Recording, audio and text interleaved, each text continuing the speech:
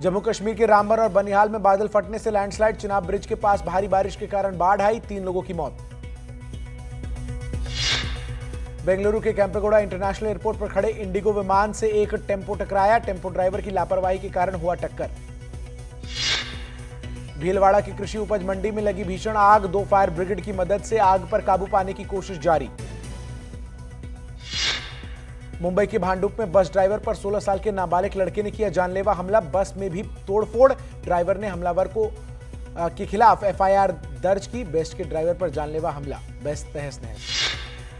दिल्ली के सीलमपुर में नाबालिग कुणाल हत्याकांड में जिक्रा के बाद आरोपी साहिल और दिलशाद की भी गिरफ्तारी, कई नाबालिग समेत अब तक 8 लोगों को पुलिस ने पकड़ा। उत्तर प्रदेश के इटावा में एक इंजीनियर ने अपनी पत्नी पर प्रताड़ना का आरोप लगाते हुए आत्महत्या कर ली है। मरने से पहले बनाया वीडियो, कहा इंसाफ न मिले तो मेरी अस्थियां नाले में बहा देना।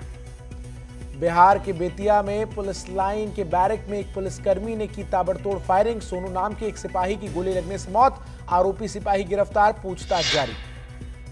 बिहार के सहरसा के एक गांव में सरकारी जमीन खाली कराने पहुंची पुलिस और प्रशासन की टीम पर लोगों ने किया हमला, पुलिस हमला करने वालों की पहचान कर कार्रवाई में जुटी। अलवर में सीवरेज की जहरीली गैस ने ली दादी पोते की जान, सफाई के लिए दोनों को बुलाया गया था, मैनुअल स्कैवेंजिंग एक्ट 2013 का उल्लंघन। बेंगलुरु में एक ऑटो चालक और एक युवक के बीच भाषा को लेकर बहस, ऑटो चालक कन्नड़ में बात करने को कहता हुआ नजर आया तो वहीं युवक ने हिंदी में बात करने पर जोर दिया।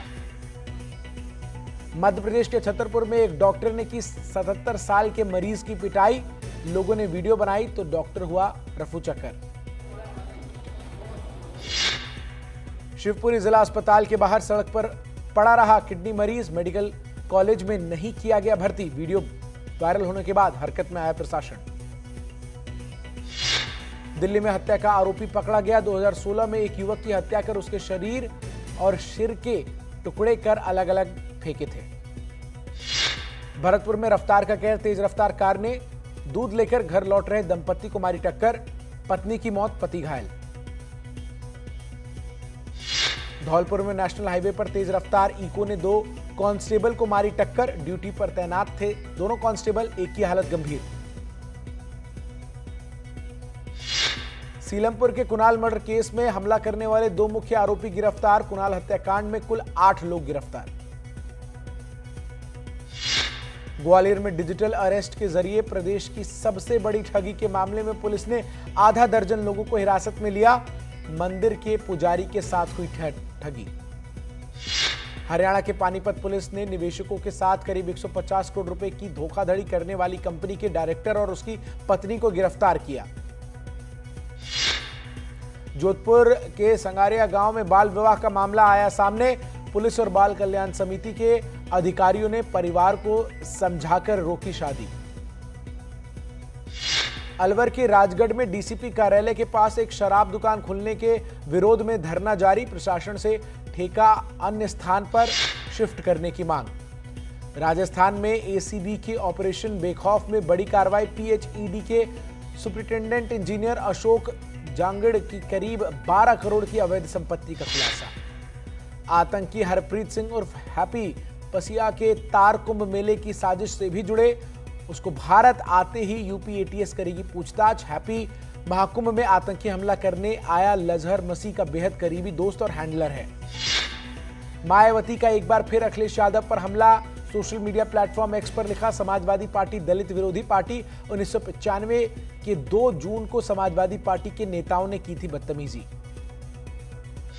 मुर्शिदाबाद में हिंसा का मामला सुप्रीम कोर्ट पहुंचा, इस मामले में दाखिल 2 याचिकाओं पर 21 अप्रैल को होगी सुनवाई। याचिका में हिंसा की जांच कोर्ट की निगरानी में कराए जाने की मांग। देश भर में वक्फ कानून में हुए बदलाव को लेकर आज से बीजेपी का जन जागरण अभियान, आज से 5 मई तक चलाया जाएगा वक्फ सुधार जन जागरण अभियान। वक्फ कानून को लेकर विपक्ष की ओर से फैलाए जा रहे भ्रम को दूर करने के लिए उत्तर प्रदेश में बीजेपी मुस्लिम समाज के बीच जन जागरण अभियान चलाएगी। इसके साथ ही लोगों को वक्फ कानून में किए गए संशोधनों की सच्चाई बताई जाएगी। कांग्रेस के राष्ट्रीय अध्यक्ष मल्लिकार्जुन खड़गे आज बिहार के दौरे पर, बक्सर में जनसभा को करेंगे संबोधित।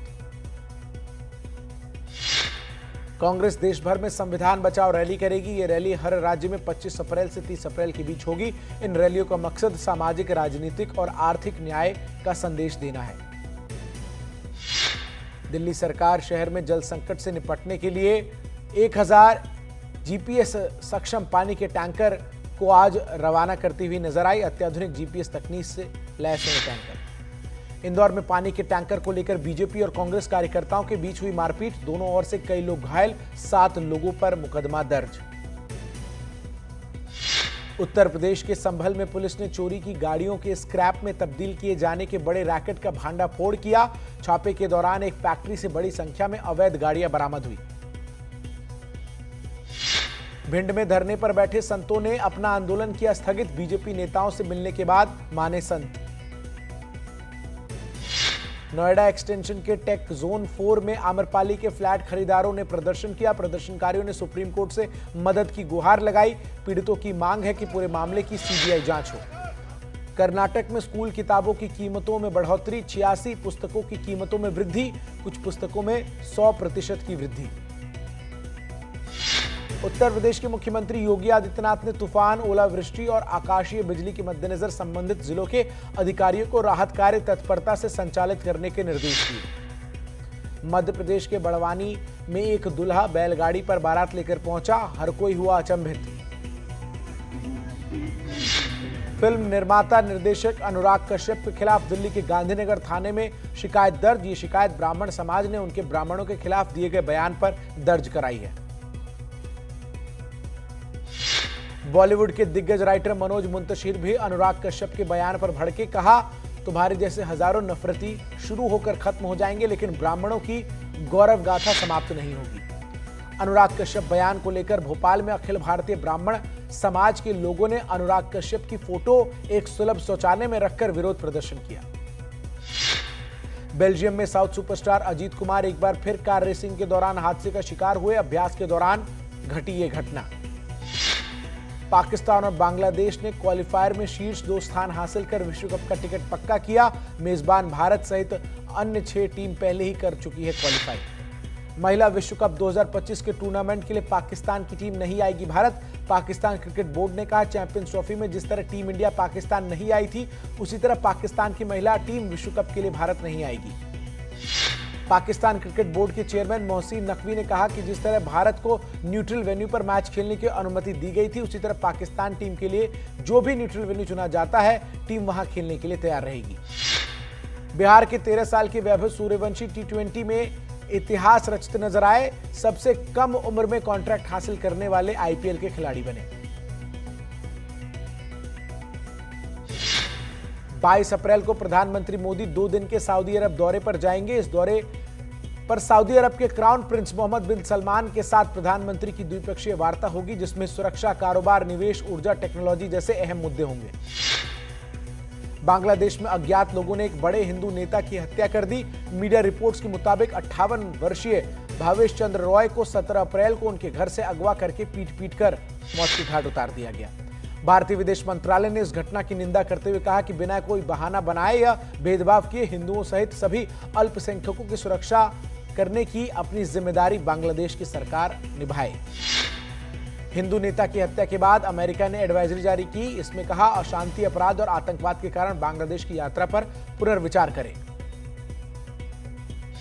रूस के राष्ट्रपति पुतिन ने यूक्रेन के साथ जारी युद्ध के बीच सीजफायर का ऐलान किया। उन्होंने कहा है कि 19 अप्रैल की शाम 6 बजे से 21 अप्रैल मध्य रात्रि तक रूस यूक्रेन पर कोई हमला नहीं करेगा। वहीं पुतिन के इस प्रस्ताव पर यूक्रेन के राष्ट्रपति ज़ेलेंस्की ने सोशल मीडिया पर लिखा, यदि रूस अब अचानक पूर्ण और बिना शर्त युद्ध विराम के लिए वास्तव में तैयार है, तो यूक्रेन भी उसी तरह का जवाब देगा।